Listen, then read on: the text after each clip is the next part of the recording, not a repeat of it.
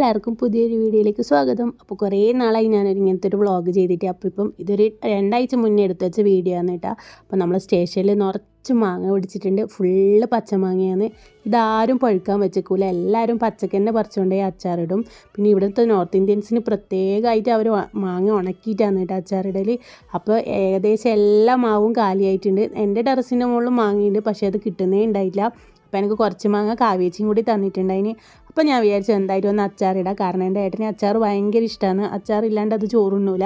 അപ്പോൾ ഞാൻ വിചാരിച്ചു എന്തായാലും മാങ്ങ അച്ചാറിടാം. ഞാൻ ഇതുവരെ അച്ചാർ ഇട്ടിട്ടില്ല കേട്ടോ, അതുകൊണ്ട് എനിക്ക് അച്ചാറിടുന്ന മുൻപരിചയമൊന്നുമില്ല. അപ്പോൾ ഞാൻ കുറച്ച് വീഡിയോസിലും കണ്ടിട്ടാണ് അച്ചാറിടുന്നത്. അപ്പോൾ ഞാൻ മാങ്ങ ഉപ്പ് വരട്ടിയിട്ട് ഒരു 3-4 മണിക്കൂർ മുന്നേ എടുത്തു വെച്ചിട്ടുണ്ട്.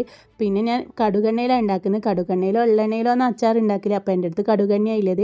അപ്പോൾ കടുകെണ്ണയിലാണ് ഞാൻ അച്ചാർ ഉണ്ടാക്കുന്നത്. കടുക് പൊട്ടിച്ചു, പിന്നെ കുറച്ച് വെളുത്തുള്ളി ചതച്ചിട്ടിട്ടു, പിന്നെ കശ്മീരി പൗഡറും നല്ല എരിവില പൗഡറും എല്ലാം ഇട്ട് നല്ലോണം ഒന്ന് ഇളക്കി കൊടുത്തു കേട്ടോ.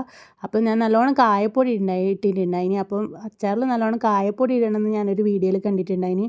പിന്നെ ഞാൻ ഉപ്പും കുറച്ച് ചേർത്തിട്ടുണ്ടായിന്, കാരണം മാങ്ങയിൽ ഓൾറെഡി ഉപ്പിട്ട് വെച്ചതുകൊണ്ട് അതിന് ഉപ്പ് പിടിച്ചിട്ടുണ്ടാവും. അപ്പോൾ ഞാൻ കുറച്ചും കൂടി ഉപ്പിട്ട് കൊടുത്തു. പിന്നെ വിനാഗിരി ഒഴിച്ച് നല്ലോണം അതിനൊന്ന് തിളപ്പിച്ചു കേട്ടോ.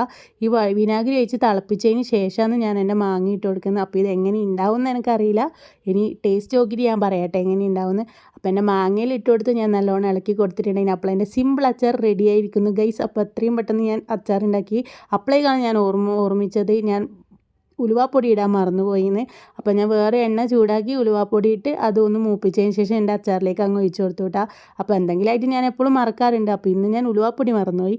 അപ്പോൾ എൻ്റെ അച്ചാർ ഇവിടെ സെറ്റായിട്ടുണ്ട്. ഇനി ഇത് ടേസ്റ്റ് നോക്കണം. പിന്നെ എനിക്കൊരു സ്വഭാവമുണ്ട്, ഞാൻ ഉണ്ടാക്കി കയറി ഞാൻ തന്നെ ടേസ്റ്റ് ചെയ്ത് ഐവാ സൂപ്പർ എന്ന് പറയുന്നത് എനിക്ക് ഭയങ്കര ആത്മസംതൃപ്തി ഉണ്ടാക്കുന്ന കാര്യമാണ് കേട്ടോ. അപ്പോൾ മറ്റുള്ളവർ നല്ല രസമുണ്ട് എന്ന് പറയുന്നതിനേക്കാളും എനിക്ക് ഞാൻ തന്നെ എൻ്റെ കറി രസമുണ്ട് എന്ന് പറയുന്നതാണ് ഇഷ്ടം. പക്ഷേ അത് ശരിയല്ല എന്ന് എനിക്കറിയാം. അപ്പോൾ എൻ്റെ അച്ചാർ തന്നതിന് ശേഷം ഞാനൊരു കുപ്പിയിലിട്ട് വെച്ചിട്ടുണ്ട്. ഈ കുപ്പി 1-2 ആഴ്ച കൊണ്ട് കാലിയാവും ഗൈസ്, കാരണം ഇവിടെ അത്ര അച്ചാർ പ്രേമിയുണ്ട്. അപ്പോൾ ഇന്നത്തെ വിശേഷം ഇത്രയേ ഉള്ളൂ. അപ്പോൾ ടാറ്റാ ബൈ ബൈ.